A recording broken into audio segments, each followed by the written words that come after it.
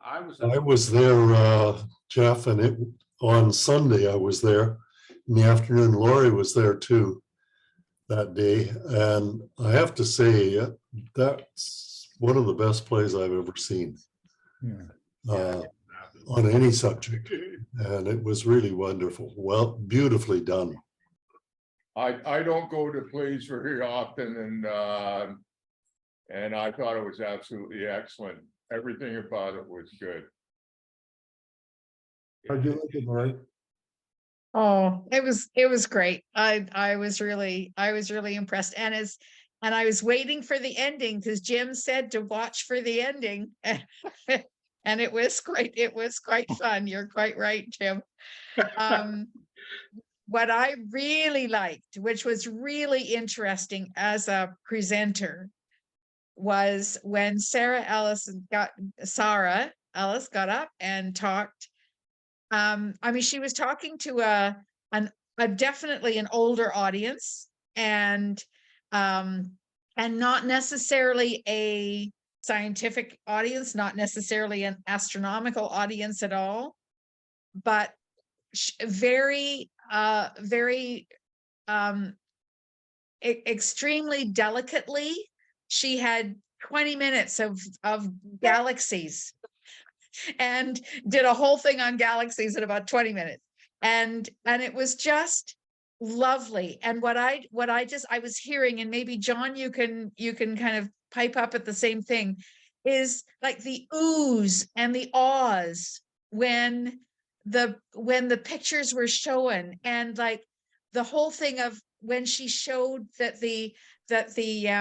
when you look at our galaxy, like a spiral galaxy, you're looking at it like this when it's from above, for instance, or face on, and then when you turn it, it becomes kind of flat, and you could hear people going, "Oh, I never knew that." You could hear it in the audience, and it was just this amazement of the things that were happening. And I'm going, I mean, she did it. We do more in a grade 6 presentation on stuff than like detail and stuff. We would do more, but it was the way that she did it was so refined and so beautiful. I mean, she's just such a lovely presenter. And I just thought, here is an entire set of an audience that we're not even reaching, that we're not getting to, that we're losing somehow, that need to know some of this stuff. And it was amazing. Like, I was just absolutely amazed at the reaction of the audience to some things that she was saying. Anyway, that's my 2 cents. Oh, that's great. That's very enthusiastic. It'll be interesting when she does the talk for us to see what other stuff she Well, I hope. I think. Am I correct? Me, John, is that it's quite a simple. It was quite a simple thing, but beautiful pictures and so well defined. I mean, she would know that we're a little bit of a more knowledgeable audience, but it still was just great. And what a treat to have her after the thing. What was really good was that in the play, the whole thing of Leavitt's, the Leavitt's law and everything was done quite quickly. It was only maybe about a minute and a half of dialogue to kind of tell what was going on. You got the enthusiasm, but some people would have missed exactly what the law, like what it was. And so Sarah was able to come back and kind of go, okay, well, this is what it is. And people were going, oh yeah, okay. So it was good that she was there. Jim, did you notice that the actual dialogue part that kind of talked about that was pretty quick? Yes, it's not a play about the science. It's a play about humans doing science, really. But Sarah gave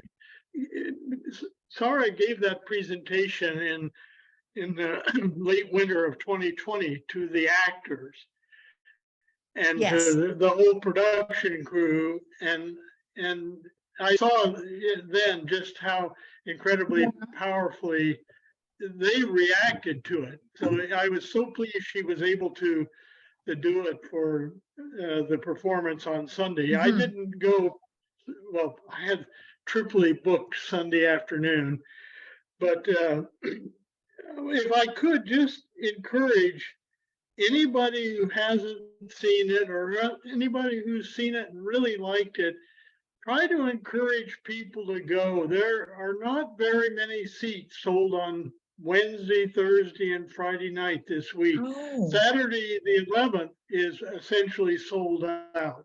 It's very close.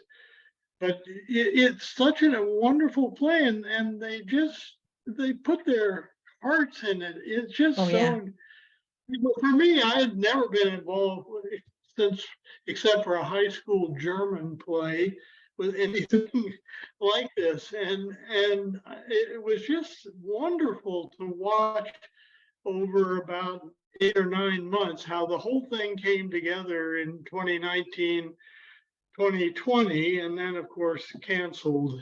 So it just, please encourage friends to go, because they worked so hard and created such a wonderful thing for ordinary folks to enjoy. I just really, they're very high on it. Neat. Let me just say a little bit about the senior audience that Lori was talking about. I had given a talk at Berwick House, where we live, to seniors just a week before, and I showed them the brochure for Silent Sky, and one of they sounded kind of enthusiastic about it, and one of the fellows went to the management and said, "Why don't you put on a bus so we can take lots of people?" And they did that, and so there was a full bus of people that went. They were so enthusiastic about the play. Also, Sarah Ellison's talk, which was wonderful, as we've heard here. The result of that is, I think there are going to be several more people from this place are going to the one or more of the last performances. It was a masterpiece of work in theater, because, you know, it was able to show the way scientists feel about what they do, and also it showed the human side of a person that gets into it. And the staging was just, it was magical. It was really very, very well done. So you had people coming back to this place just so enthusiastic, you could hardly imagine what they were thinking. And of course, I'd broken them in, some of them a little bit, to some of these ideas. So I think most of them followed even what was being said about the science in the play itself. Brian was there too. Brian, what did you think? I enjoyed it for the entertainment as well as the connections to our favorite hobby here. Yeah, but yes, it was. I did observe the exodus of the people heading to the bus. It was certainly an older demographic on the Sunday afternoon, as you also see at the matinee symphony performances. So hopefully they'll pick up a few more people for the evenings. I think another thing that's maybe a little bit noteworthy that you wouldn't quite be aware of, probably, you're also young, but when you put on performances for seniors, going for a long time generally doesn't work too well. But in this case, it was a reasonably long play. And then with Sarah speaking afterwards, there wasn't a single person that wanted to leave from our group. And I don't think very many people did leave, actually. No. It was very, very well attended, beginning to end. Interesting. Well, neat.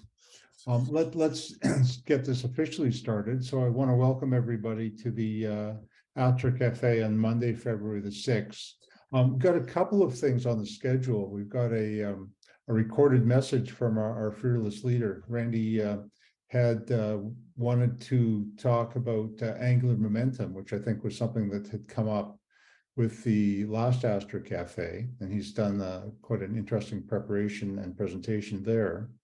And then he's going to make a plug for getting a quorum for the special general meeting, which starts the Astro Cafe next week.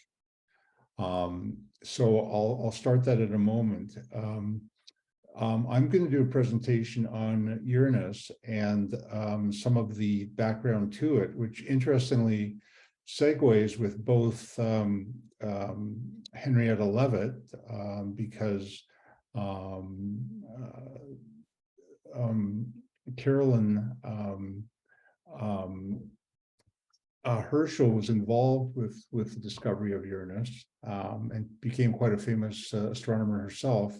And there are some aspects of angular momentum that are kind of interesting with Uranus. So we'll get into that. And then Dorothy wanted to do a mystical presentation of something she called Horizons. So we'll get to that as well. Let me start then by nothing mystical about it. Nothing mystical. I thought your title was mystical, Dorothy. Oh, okay. No, it's hardcore sky. Looking at the sky. There you go. Couldn't wait if it sounds like a pretty full schedule. So. Dorothy, I wanted to give you a good lead in, and we'll be interested in seeing it. There's a room at the end. There's a couple of Comet pictures. Sure. Oh, lovely. Okay, Dave. If there's room at the end. Yep, fair enough. And Jeff, I just wanted to put a plug in for the beginners group for tomorrow night. Okay. We do that at the end. Do you have further plug to do now about that, David? Well, I guess I could do it right now. I am recovering from my cold. My voice is still a little bit raspy, but there's a beginners group tomorrow night. So if people are not already sort of enrolled in that SIG, just let me know. I can add you to it. We're starting to just go through a couple of things. I haven't been able to prepare a lot, but I think I'm going to start talking about astronomical naming conventions. So I'll start off with the really common ones. And I think a number of people from the group have decided they want to do some more in-person events. And we'll probably have a discussion about how we can go doing that.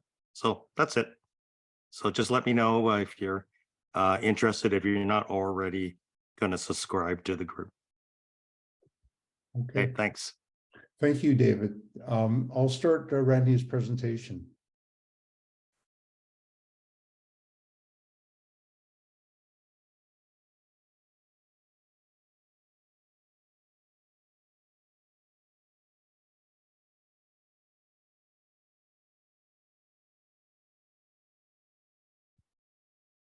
Hello, everybody. Okay?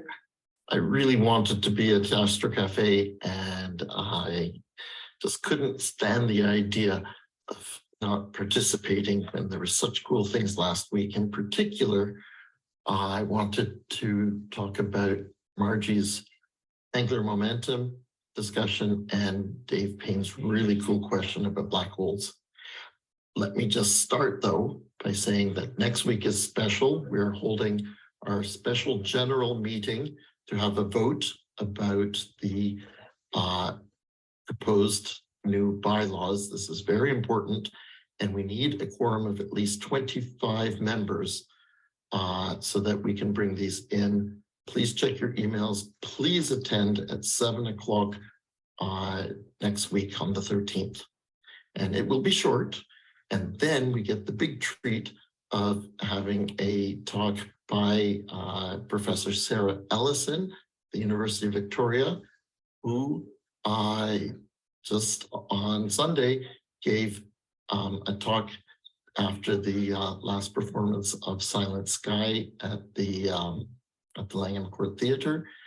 Her talk for us will be reference that, but will also be more suited for amateur astronomers. It's called A Brief History of Galaxies from the Discovery of Island Universes to Clash of the Titans. And I'm really looking forward to that. Anyway, with that, here is the presentation that I would love to give you in real time, but I will give you as a recording. And I'm sure hoping that clever people like maybe John McDonald will be able to answer some questions at the end. Okay, here we go. I say share screen, and okay, and I hope you can see this. How can a black hole conserve angular momentum? So as you recall, Margie said that she didn't know what angular momentum was and looked it up. And that led to a quite lively discussion last week. And Dave asked the question, whoa, how can a black hole, which is a single point, doesn't have any dimension, how can it conserve angular momentum? Well, to answer that, we're going to have to see what is angular momentum. Well, for that, we have to know what is momentum. And the best definition I can think of, it is the oomph of matter in motion. More motion, more velocity, and more mass leads to more momentum. So we have, if it's going in a straight line, it's called linear momentum. So that it becomes mass times velocity. But the other more general sort of momentum is angular momentum, which is similar, but instead of just motion in one direction, it's motion around a center point. So it's the mass times the velocity times the distance from the center. And what's extremely important in physics is that momentum is conserved in a closed system. That means if you can account for all the forces and torques within a system, angular or linear momentum stay constant. It's incredible. It's wonderful. It's very important. And so the important thing when it comes to talking about angular momentum is that if a mass gets close to that center of rotation, then the body has to move faster. So here are pictures of my daughter, Hannah, figure skating. And when she's spinning around and her arms are far from the center of her body, then she'll go slowly. And when she comes in closer, she'll go faster. That is the conservation of angular momentum. So let's have a couple of examples. This one always shocks me. When you take a look at how much angular momentum is held by the various bodies in the solar system, there's a little bit for the moon and for the Pluto and the things far away, but really way bigger than the angular momentum of the sun. Sun is very massive, but it's not that big. But 60% of the angular momentum of the solar system is held by Jupiter. And in fact, this is really important in the creation of planets. You start off with this nebula, and most of the mass goes to the center, but there still has to be some mass out in the fringes because that's how the system, the whole system, maintains its angular momentum. Another example is the moon going around the Earth. The moon has been measured using laser ranging to be receding at about 4 centimeters a year. And the Earth's rate of spin is decreasing. And how are they related? Well, the bulge of water going around the Earth actually is leading the gravitational force because the Earth underneath it is spinning so fast that it kind of drags the bulge forward. And that forward bulge has a gravitational force against the moon, which is pulling it back. So it's actually the water moving over the solid Earth, which is slowly making friction and slowing the Earth down. Then what happens is the moon is getting some of that momentum. It's making it spin faster and making, therefore, the moon go further away. And because of that, it's getting more angular momentum, and it's exactly the same amount that the Earth is losing. It's absolutely wonderful system. Okay, now black holes. Now the black hole that, until I started looking into this, that I knew about is a Schwarzschild black hole. So, you know, very shortly, within months, that Einstein published his field equations of the talk about how mass, energy, gravity all are related. He produced this solution, which is you could actually have a single point that is sucking the gravity, the light, energy, mass so much that nothing can escape from what's called the event horizon. But anything inside the event horizon gets sucked into this single point. Maybe it doesn't make sense. Maybe it's not actually what's happening when you start taking into account other forces, the strong force, the weak force, electromagnetism. But by the general relativity field equations, you can get a single infinite density point. And then Dave said, how do you maintain angular momentum? And everything is angular momentum. There's no such thing as a spinless star. Well, Dave Payne isn't the only person who asked it. It was one of the big problems in physics. You can't have zero equal to some finite number. But it got solved in 1963. A scientist, Roy Kerr, who worked out what the solution for a rotating black hole is. And it turns out that it's similar. It still has this inner horizon, which is just like the Schwarzschild horizon. There's all sorts of weird things that are happening outside. There's this thing called the ergosphere, which you can't escape from, but you're not actually stuck inside. I didn't understand that. There's this thing called frame dragging. Doesn't matter. What the point that I want to make is that inside, instead of a single point singularity, there is a ring. And some people call it a ringularity, which I think is a beautiful portmanteau. And it has the mass of all the stuff that's fallen into the black hole. It has infinite density, just like a Schwarzschild point singularity, but it has a radius. But don't ask what is the size of that radius, because everything is topsy-turvy inside a black hole. And in fact, it is time. And that's as far as I'm going to go, because now you're way beyond what I understand. But I just love the idea that the solution to a rotating black hole is that the inside is actually a ringularity, which holds the angular momentum of all the things that have fallen into the black hole. And that's where I'm going to stop. Thank you.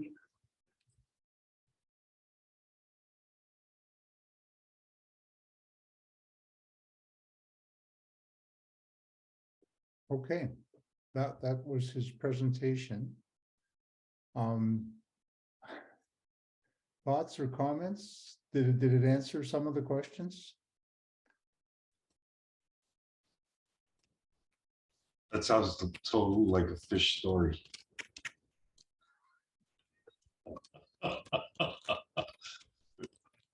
It sounds like a made-up answer to solve a problem.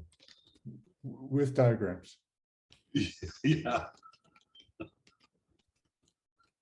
Actually, Randy did quite a good job of describing the Kerr solution.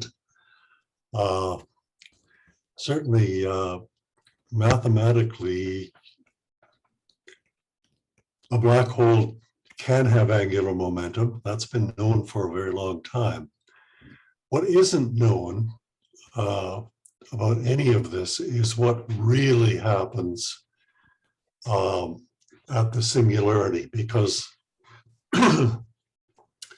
we have two wonderful major theories. The two big things that came out of the last century of modern physics are quantum physics and relativity. Quantum gravity would be the joining of those two things, if that could be done. And Einstein spent most of the last part of his life trying to find that solution. And hundreds, if not thousands, of theorists are still trying, so far not really successfully. What we do know is that gravity, as defined by Einstein's equations, and quantum physics are just not compatible. One of them has to be wrong at some point, or both of them have to be wrong at some point. We don't normally encounter that because gravity is the theory that describes things that are very large, like galaxies and the universe. And quantum physics describes things that are very small. But a black hole combines those two things. You've got gravity pulling things into a very tiny space. And quantum physics says that if you were to confine something to 0 dimensions, then its speed, both either linear momentum or angular momentum or both, have to be very, very large, which means it doesn't stay in that one spot very long. So something has to give. The notion that everything falls into this, vanishingly small spot is just not realistic. And Einstein knew that, and lots of other scientists are aware that can't be the last word. Having said that, if you want to know what really goes on inside, we have lots of interesting details to talk about, but we really don't know the answer. We don't know, for instance, what happens to information that falls into a black hole. Does it disappear? There's lots of theoretical reasons to believe that it can't possibly disappear. So,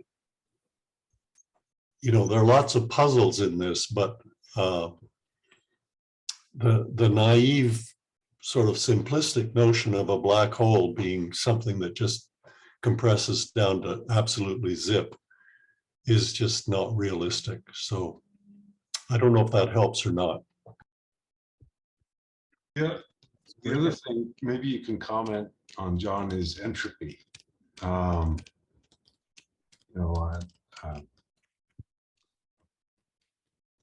Singularity, like a mathematical singularity, would have no randomness whatsoever. Everything is at one spot. And that goes counter to the second law of thermodynamics, where the entropy is always increasing. So it's just hard to reconcile that, as well as the information which you led into. It could be very small. And maybe it's just because we don't know our math that we use in the big world go to a singularity. That math might be wrong inside the event horizon. It might be, who knows what happens. It's really up to your imagination, I guess. That's certainly true, and you're right to bring up the issue of entropy, because trying to follow what happens to entropy, which is a measure of the disorder of things,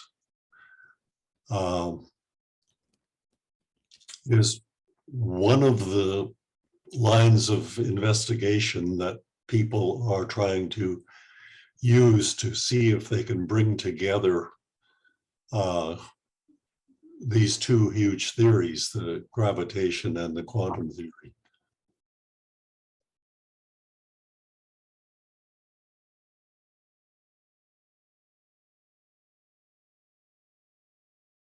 Okay, any other thoughts? Yeah, I have a question. Is there a value of H, Planck's constant for a black hole? Can you handle that, John? There's rotational inertia, so that's related to the value H for Planck's constant. Does that apply to a black hole? Ooh, I'm not sure I understood the question even. My hearing isn't always so good, so try again. I'm wondering if there is a value of H or Planck's constant effectively is related to rotational inertia in an atom. Is there a value of H for a black hole? We're talking about rotational inertia. No, the value of Planck's constant comes into this discussion because it's intrinsically related to the way quantum systems behave. When we make assumptions about what goes on in the black hole, we're assuming that quantum physics still behaves the same way inside a black hole as it does outside. But we don't know if that's true any more than we know that gravity behaves the same way inside. So I don't really have a good answer for that one. Thank you. Super. Any other thoughts or comments about the presentation on angular momentum? So it's going to come up a little bit when we talk about Uranus. I'm going to just do a screen share here again.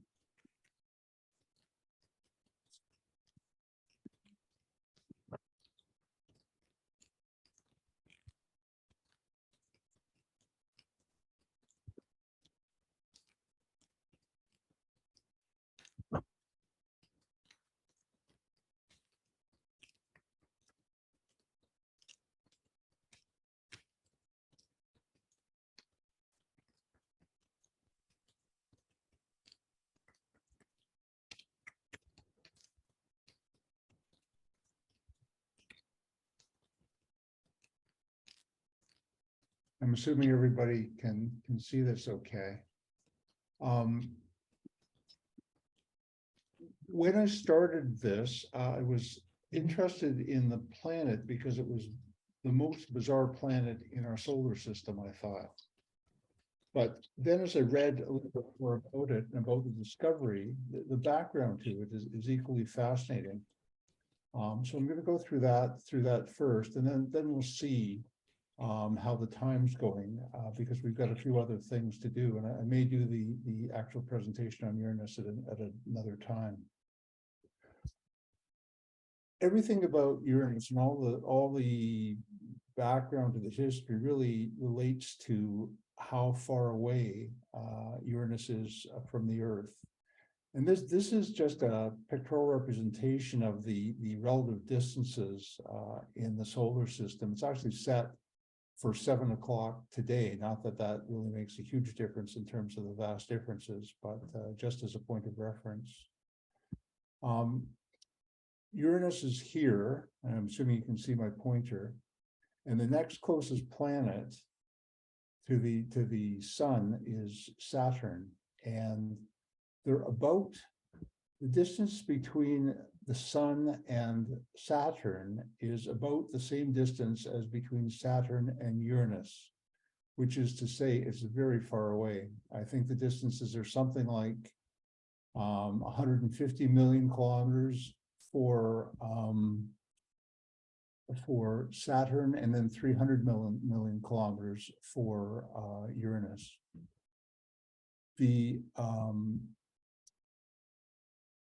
I'm sorry, 150,000 million kilometers compared to 300 million kilometers, 300,000 million kilometers. Taken from Earth also, it's almost the same distance, because the distances in the inner solar system are so trivial compared to the differences as you get beyond them. So again, it's about twice the distance to Uranus as it is to Saturn, which is all to say it's very, very small in the sky, and it presents, again, this is today's data, so if there was an absolutely clear sky and we had good seeing, Uranus would show us about a 6 magnitude in the sky. 6 magnitude with good seeing and fantastic vision is about the smallest that the human eye can see. So really, it is a telescopic phenomenon, and certainly I pulled these out of Zenfolio. These are two photos that were done of Uranus in 2021. The one on the left is done by John McDonald. The one on the right, I can't really attribute. The name was Lucky Bud associated with it. Perhaps some of you folks are familiar with who that is. Anyway, I mean, the photos are quite good. The one on the right shows the typical coloration, sort of green blue, and as we'll see, that has to do with the abundance of methane in the lower atmosphere of Uranus. It is certainly an object that we can find in the night sky now. It's present, again, this is set for 7 o'clock this evening, looking south, and it's in the ecliptic, noted right here, about centered between Mars and Jupiter. I think there's no seeing at all from our sky tonight, so it's not likely, but just to know that it is present in the sky. So the whole story of Uranus goes back to William Herschel in the mid to late 18th century and the early 19th century. Setting in the time of Herschel, this is sort of after the time of Galileo and Kepler. So there were some things known about the sky, and they were working on some principles. Newton had been, and he'd written his Principia. It was a time of enlightenment. People were starting to overcome the myths of the old knowledge and starting to look for scientific method and new knowledge. It was a time of Mozart and Beethoven. The King of England was George III. George is most known for being mad and losing the colonies, the American colonies, but he was also quite a cultured fellow, and actually had one of the first royal observatories, and he was interested in astronomical phenomenon. William Herschel was born in Germany. He was born to a musical family. His dad was an oboist in one of the Hanover Guards bands. His son followed his footsteps. William was quite a brilliant musician. By 19, he played oboe and violin and harpsichord, and he'd later pick up organ. He was also a composer. He eventually composed 24 symphonies. But because of some of the ongoing wars that were taking place, Hanover, where he was from, was defeated by France, and he fled to England when he was 19 to escape the possibility of being imprisoned. He originally came to England as a musician, took positions in various orchestras and bands in several places in England, and eventually settled in the city of Bath, which was a well-known spa city at that time. He was there in about 1766 when he was 28 years old, eventually became director with the Bath Orchestra. Prior to that, he became a principal organist in one of the chapels. But he was a curious fellow, and he became interested in mathematics and telescopes, was reading about them. The principal telescope at that time was the refractor. He, I think, played around with polishing lenses, was not happy with the result, and turned to mirrors. He actually apprenticed with a mirror maker for several years and became quite proficient at mirrors, and started building reflecting telescopes. So he started his observations when he was about 35. He started journaling his observations when he was 36 in 1774. So Bath, it was named Bath because it was the original Roman Bath, which exists to this day. And his house was just ways down the street from the Bath. It's been turned into the Herschel Museum, which I'll talk about a little bit more in a few minutes. He eventually built what he started to use more and more, his reflecting telescope. It was a 6.2 aperture, 7-foot focal length reflector, and with that telescope, he started cataloging nebulae in the sky. Nebulae at the time of Herschel were anything that was fuzzy in the sky, and because the telescopes weren't great, everything other than the planets basically were nebulae. They included the binary stars and clusters, star clusters, and the gas nebulae that we know now. On March 13th, 1781, he saw an unexpected star in the constellation Gemini. He thought originally that was just another comet. Spotting comets were very much the rage at the time, but he reported the finding, and several other astronomers on the continent quickly identified it as a planet that was orbiting outside the orbit of Saturn.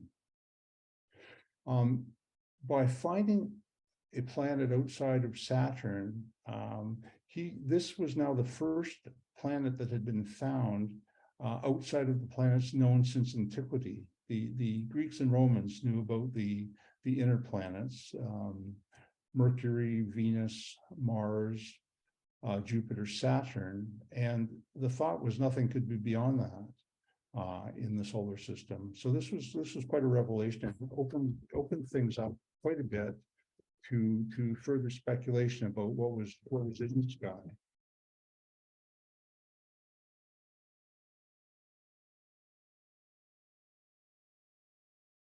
He suggested the name for that planet be named after his patron. George III was at this point paying him because of the excellence of the telescopes he was making. So he proposed calling the planet Georgium Cetus, which was George's star.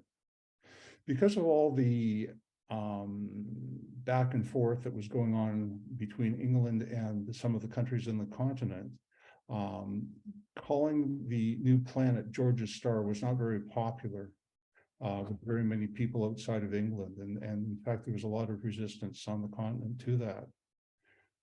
The German astronomer, who was actually one of the fellows who confirmed the observation to be a planet, was named Johann Bode.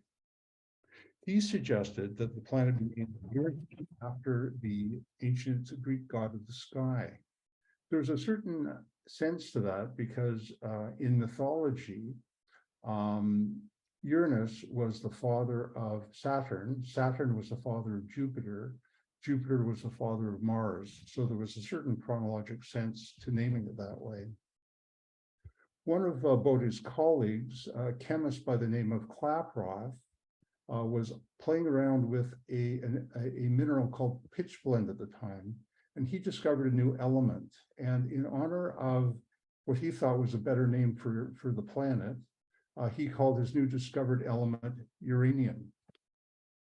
Finally, Uranus was accepted as the name for the planet in the naming conference in 1850. So Herschel's home has now become the home of the Museum of Astronomy, and quite a nicely laid out place with both the instruments of astronomy, the telescope, and some of his mirror polishing equipment there. Herschel then is known for a whole bunch of things. He built the reflector telescopes that were of quite excellent quality. He expanded the contemporary view of the solar system. He also expanded the contemporary view of the universe, because he was able to, with his telescope, start naming or start recognizing the objects that were called nebulae, some of them being binary stars, some of them being star clusters. They weren't just the fuzzy things in the sky anymore. More importantly, he recorded and cataloged those findings. Among other things, he found a couple of Uranus moons, a couple of moons of Saturn. He was elected as the first president of the Royal Astronomical Society in 1820. But probably most importantly, he was pioneering in the use of spectrophotometry. He was playing around with prisms, measuring the wavelength distribution of stellar spectra. As part of his investigations in that, he was looking at the temperature of the wavelengths of sunlight that were shone through a prism. And he would just simplistically put a thermometer in the different light columns that were produced by the prism. Either accidentally or on purpose, he left the thermometer for some time below the red end of the spectrum. Surprisingly to him, he found that the temperature was actually warmer at that point, and hypothesized that there was an invisible light that was below the red end of the spectrum, which he called infrared light, which of course subsequently proved to be quite a speculation. That's not the end of the story. His sister, Carolyn Herschel, was younger by about 12 years. She came to live with him when she was 22 years old after her father died. Actually, some say that she was actually rescued by William, because Carolyn was quite abused by her mother, underfed and ignored. And for her life, she maintained a very, very small stature because of her early malnourished state. She was a bright young lady, and she helped her brother, assisting him initially with some of the sky observations. And in 1783, she started looking at the sky herself with the telescope that William built for her. She was the first woman to independently discover a comet, and she eventually found 8 comets. She was the first woman to be paid a salary as an astronomer, so she was actually the first professional astronomer. George III hired her when he found that she was assisting her brother William in some of the recordings. Actually, the setup was that he was watching through his telescope from the garden, and originally he needed to do his recording or take his observations, go inside with a candle, lose his night vision by writing it down, come outside, dark adapt, and begin his observations again, which is pretty inefficient. So he would instead do the recordings out to her, which she would record. She was meticulous in recording the findings. She arranged his first list of 1,000 nebulae. In 1786, it was published as the General Catalog of Nebulae and Clusters of Stars. They published that again a few years later when there were 2,500 nebulae. And then after William's death, she continued to work with his son, John, and they cataloged 5,000 nebulae.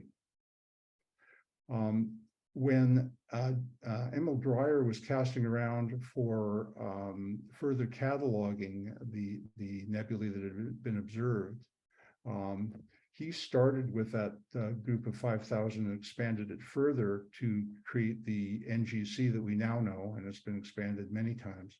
The NGC is the new general catalog of nebulae and clusters of stars.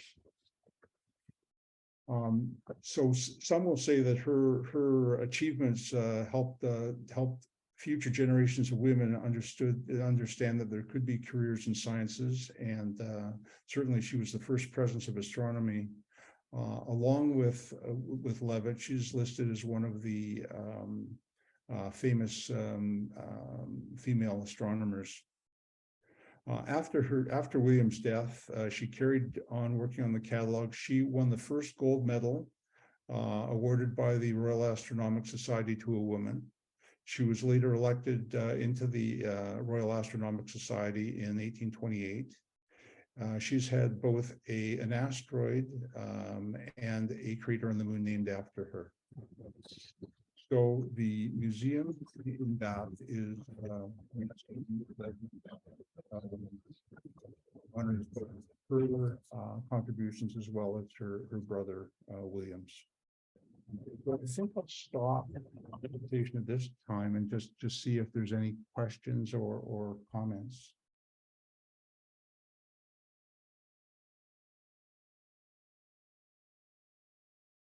Okay. Interesting.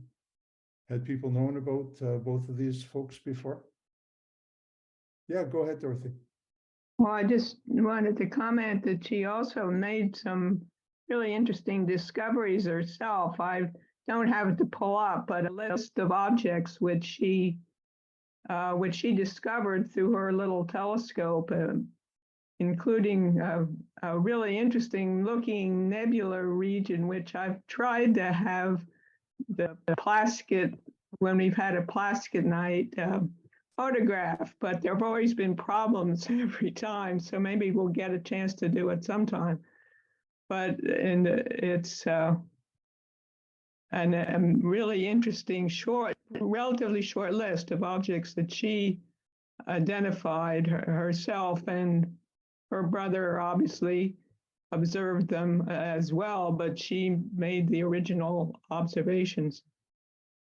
Yeah, it sounds like she was quite an inquisitive young lady. If there's no other questions or comments, I think. Yeah, Jeff. Oh, yes. Yeah, thanks for the story. The name was familiar because it's one of the targets, I think, for the Observe the Moon program. Herschel is found in the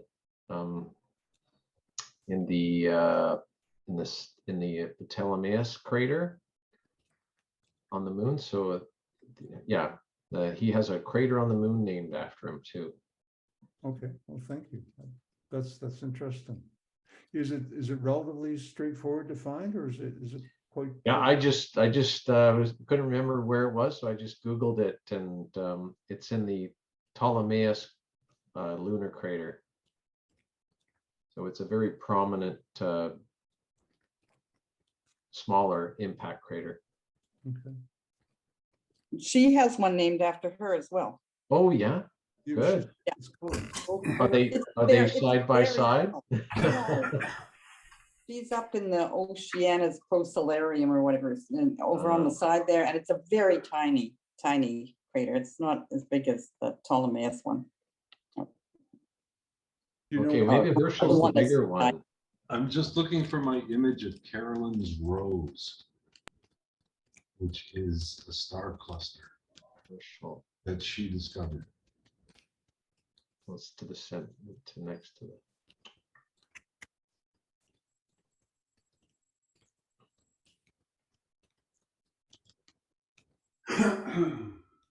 The Comet was named after her middle name, Lucretia.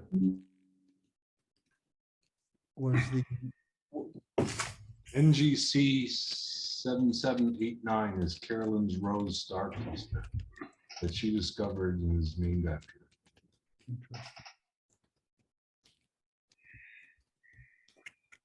I think so that we don't miss the other folks, let's move forward and I'll come back to the rest of the Uranus presentation if there's time tonight, and otherwise I'll do it another night. Dorothy, do you wanna show the horizons photo? Okay. We're seeing your first slide, Dorothy, so you can go ahead. Okay, so as long as you're not seeing this, that I'll try not to be distracted. Okay, so this picture, sorry about this, was inspired by a photo that couple of photos that I took of the night sky and last October new moon. Miles and I went down to the site in the White Mountains that we wrote about in the summer in Sky News. And I'm not going to talk about that trip or talk about the site any more than to show you. Can you see my cursor? Yep. Yes? Yep. Yep. Okay. So here's Miles, pretty much due south, looking at the sky. This was from 2018 when we had 2 telescopes down there. This time we took 1. But the sky that you see is quite typical of mountains in the summertime and much of the year actually. Clouds during the day dissipate towards evening. And we've often, and after in an evening like this, have had very nice observing later. So you see here, this particular one, you see there are mountains to the south of us. This is looking straight south. And you can see clouds beyond. And usually there is some cloud, if not haze, smoke, smog from LA obscuring the horizon to the south. And of course, with telescopes, we're looking higher up. And so it's not much of a problem, really, as long as the sky's clear overhead. Well, so in October of last October, we had 1 telescope, the Miles 20-inch scope, which was situated where I've shown with the arrow here, looking closer to the truck. And the photographs that I took were from just below that, about where Miles is standing, looking down. Now, in this last trip, we had we started our first night. We haven't set up the scope. We've just set up the camp and sit out and find our way around the sky that we haven't seen, this huge expanse of open dark sky for a long time, and realized it was exceptionally dark. I didn't have my sky quality meter. I left it here hoping that you people would be able to make another light pollution survey. But I would guesstimate, and I've made many readings with the sky quality meter, that for darkness, it was at least 21.8, maybe 21.9, really dark. Not only that, it was very clear, very good transparency, and good and stable. So what is the definition of a horizon? Well, you go to Wikipedia and it really kind of obscures what we think is something fairly simple. The apparent curve that separates the surface of a celestial body from its sky when viewed from the perspective of an observer on or near the surface of the relevant body This curve divides all viewing directions based on whether it intersects the relevant body's surface or not. Well, this little curve here helped. I have to move this screen that's obscuring my, this little diagram here, which shows the three horizons, the true horizon, which is what we'd see from the ocean usually, the apparent horizon, and the astronomical horizon, which I'd never heard of before. I had to chuckle when I saw this. It reminded me of Le Petit Prince, the little prince on his asteroid planet. It's about, he would be looking over the flower to see the apparent horizon. Okay, something's stuck here.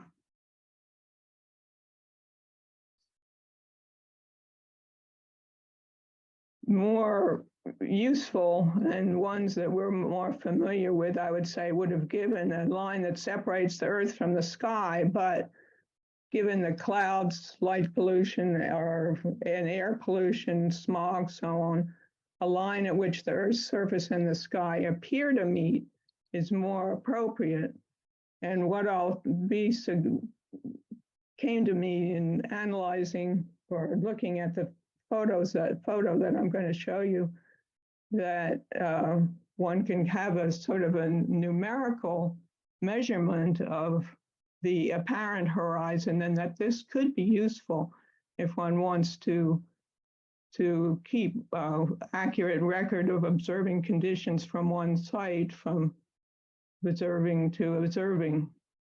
So this is a photograph I shot of the southern sky near zenith, and it took us a while to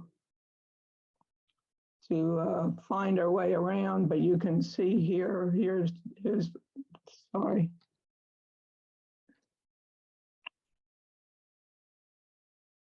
Delphinus, Aquila, and other familiar objects.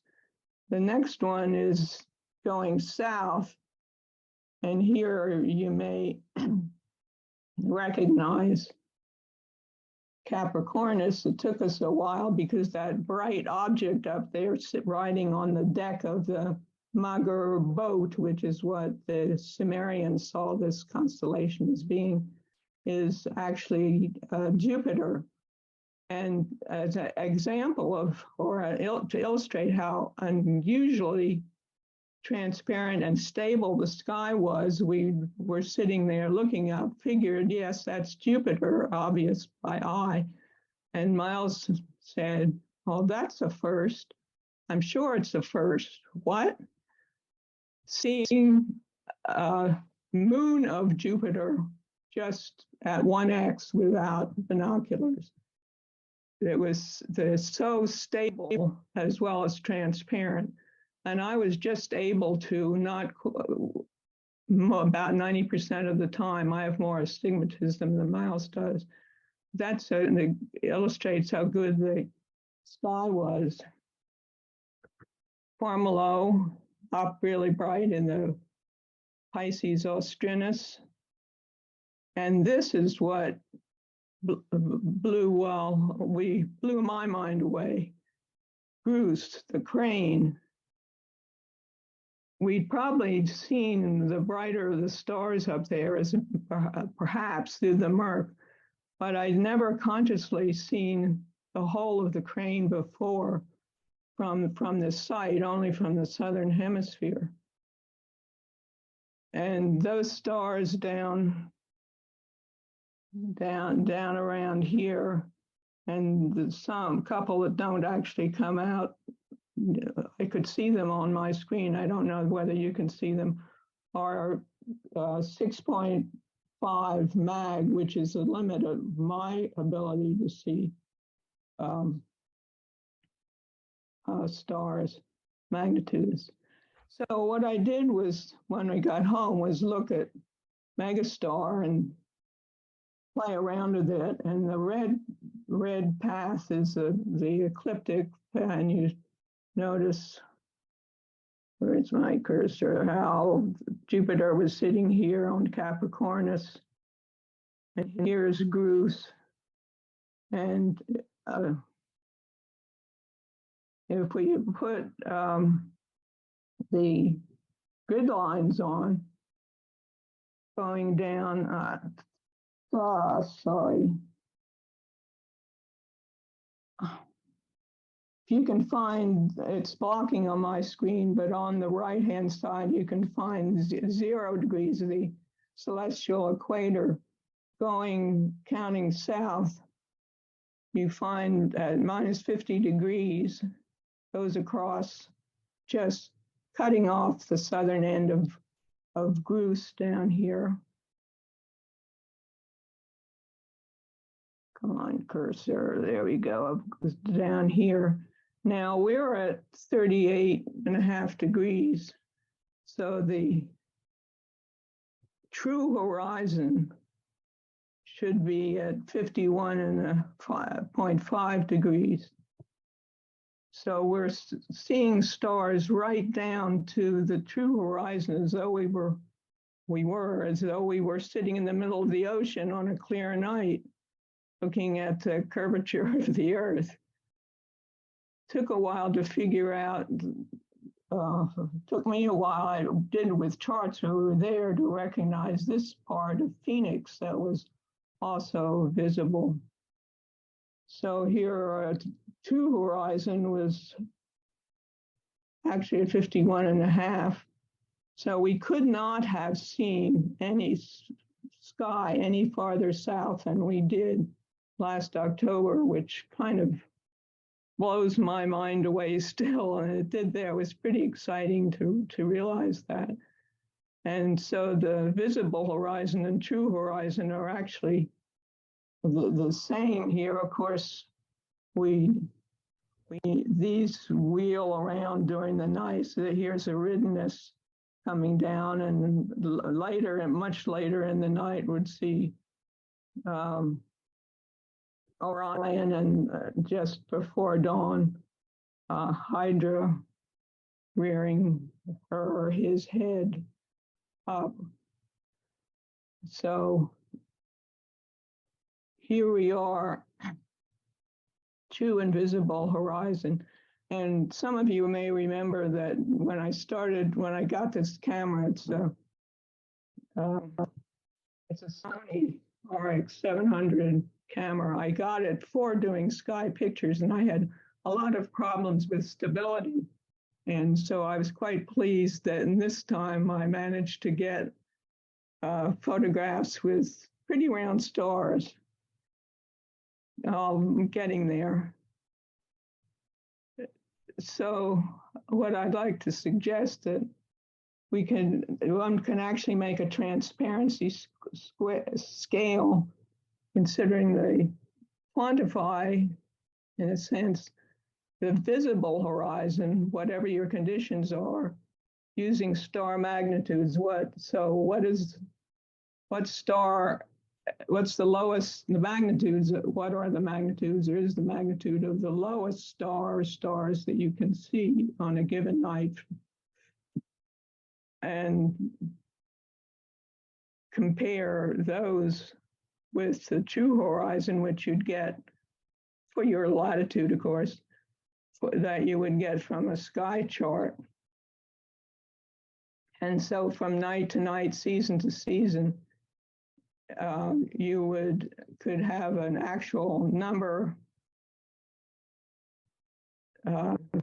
to compare different observing sessions from particular site. One could do it from the DAO looking west, or other places, better places for observing.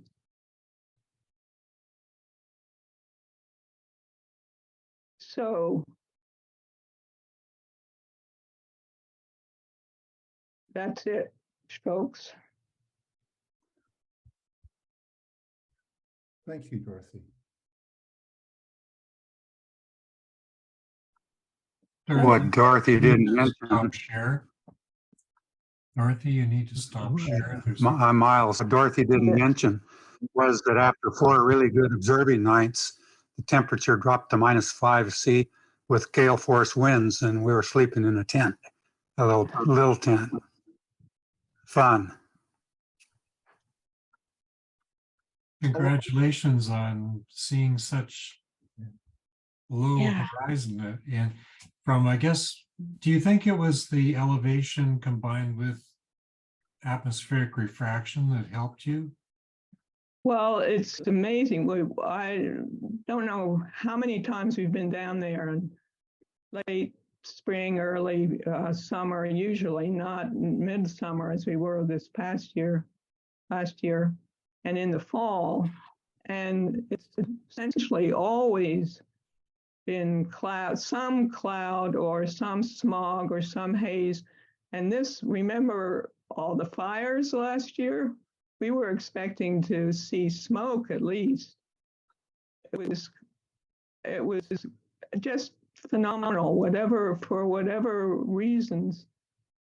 The meteorologists might be able to explain it. In fact, that weather system Miles mentioned had not been forecast, was record winds, record cold for that area. And on the little weather radio after we got down there, the second day, I guess, we started hearing these warnings. We had no idea. So we were camping for 10 days and 7 days of good sky, good observing, except that after this system went through, the wind stayed up, so we were a bit chillier on the last few days, but the sky returned to being very clear. Whatever fluke it was, to see the crane, I think, particularly for me, for Miles too, we think of that as a beautiful region that we looked at when we were in Namibia many times, and there's a Goose quartet of 4 galaxies that are delightful to look at and would show guests and pointed out. Never dreamed of even looking at that region and the whole, seeing basically all of the crane, all of Goose from California. So you never know. Take your warm clothes and go out when you can. Congratulations to you both. Great accomplishment. Surviving. Do you return to that site from time to time, Dorothy?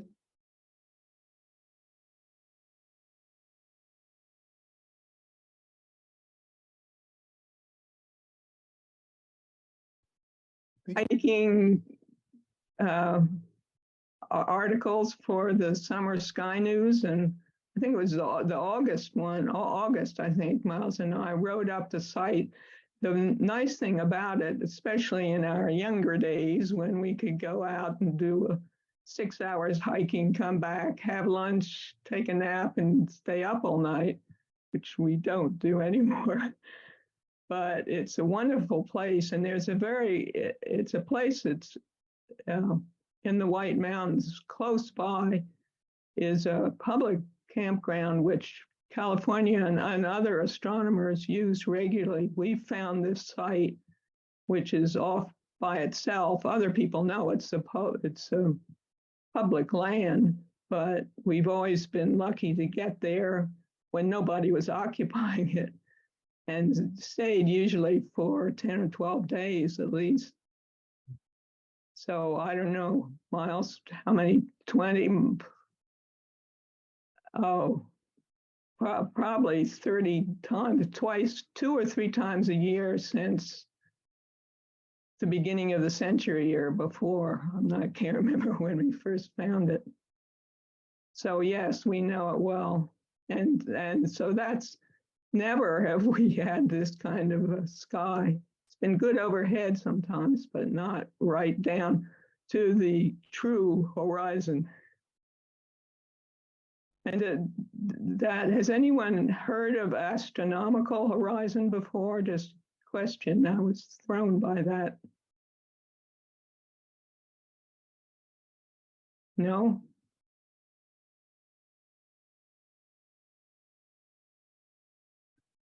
Isn't that just 0 degrees? That was looking straight out, Yeah. eye level out.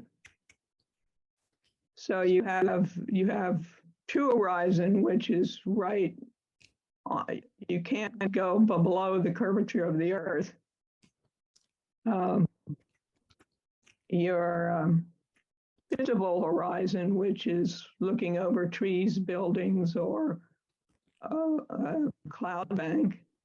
And then astronomical horizon is just looking straight out, What defines? right angles from your vertical body, looking straight. Dorothy, what defines the horizon? If it's, is it just the furthest one can identify an object? Well, that's what this astronomical horizon that diagram had me puzzled. It's what I don't know where AccuWeather came up with that. That little diagram made me think it's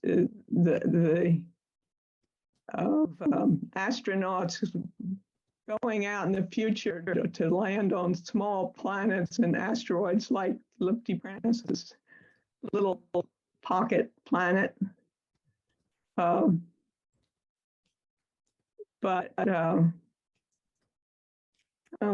haven't researched it more. I just was curious if anyone had heard it.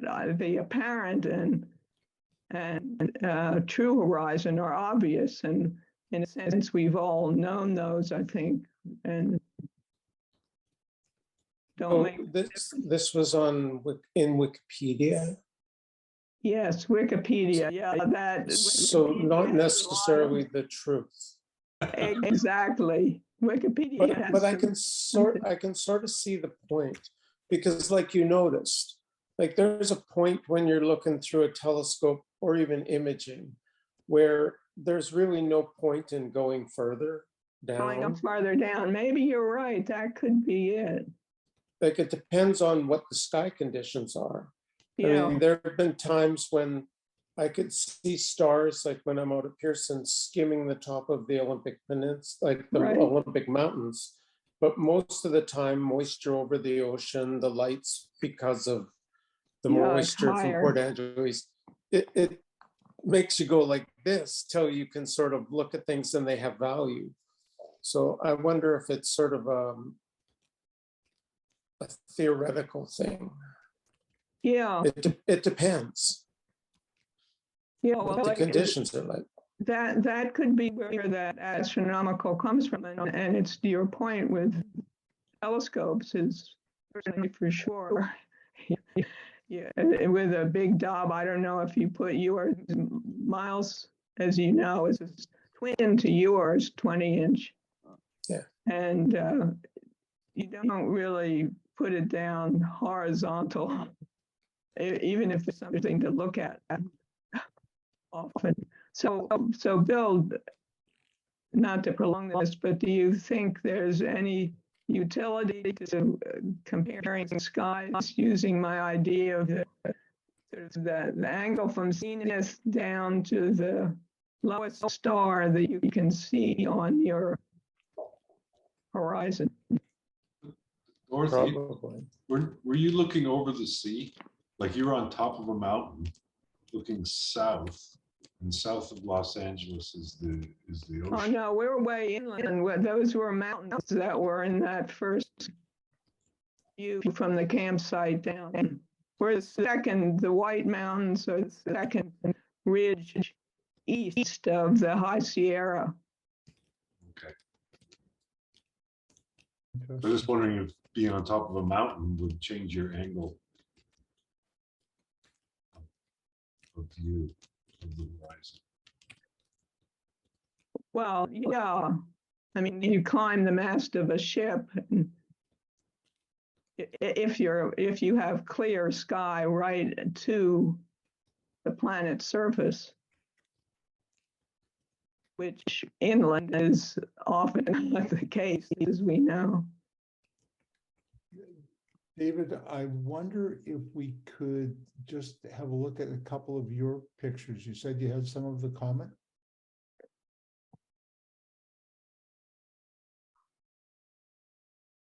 You're on mute there, Dave.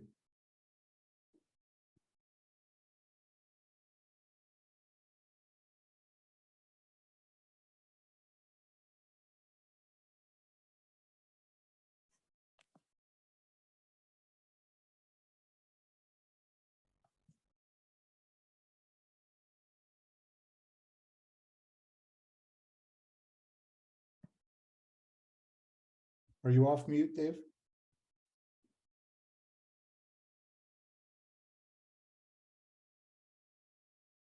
Now I am. Sorry.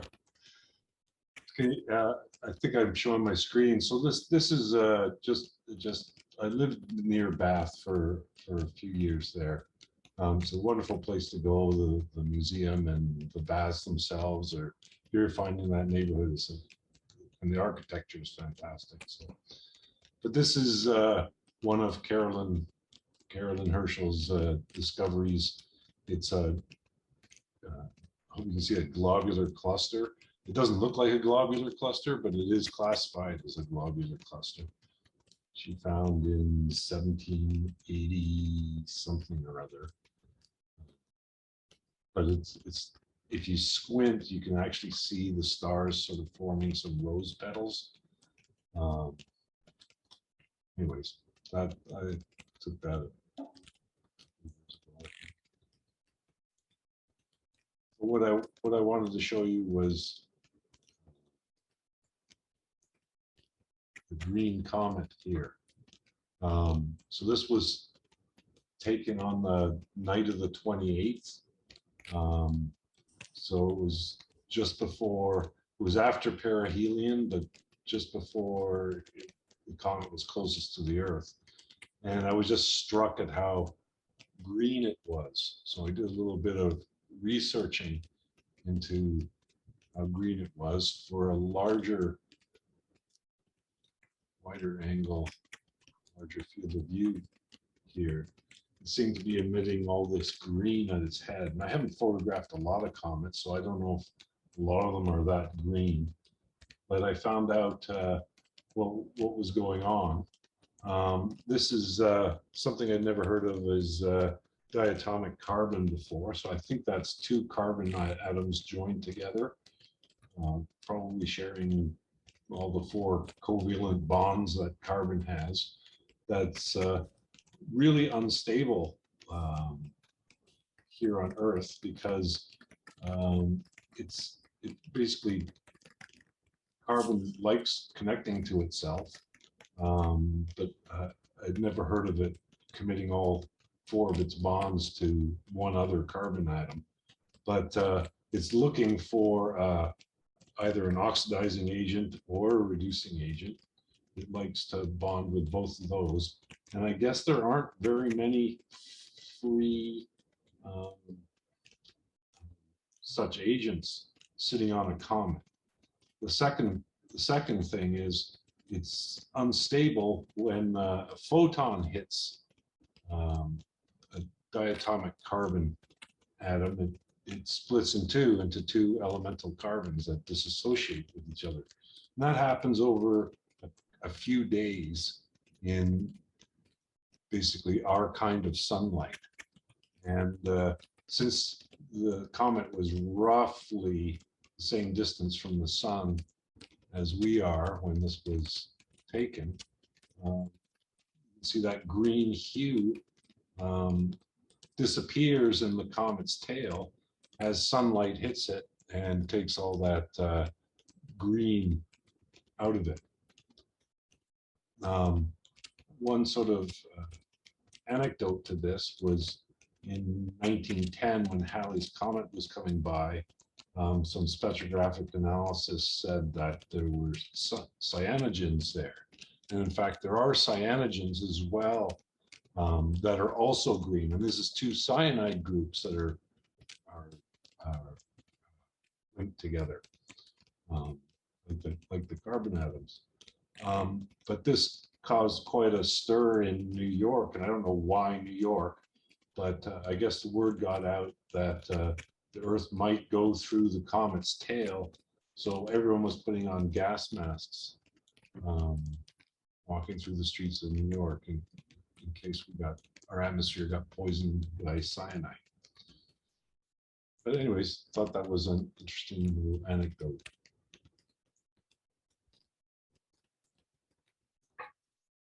Interesting. Thank you, Dave. Thank you for showing us.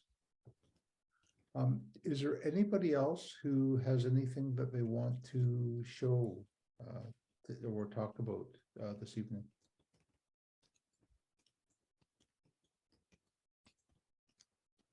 Okay, well, that being the case, it's 8:30, and I think what we'll do is end the meeting then at this point. I'll do the second part of the Uranus presentation at some point in the future. Is there anything, Chris, that you want to add?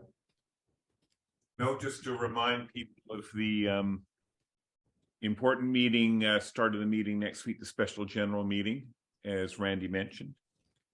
And then once that's done, there have been some questions about when is the annual general meeting, so that will confirm when we can set that going forward. But the plan, again, is to have the AGM on the 13th of March. But that does require the passing of these new bylaws. And the minimum number of people we need present are 25. 25, yeah. Okay, well, good. Thank you, everybody, for attending. Have a pleasant evening. Good night. Thanks, Jeff.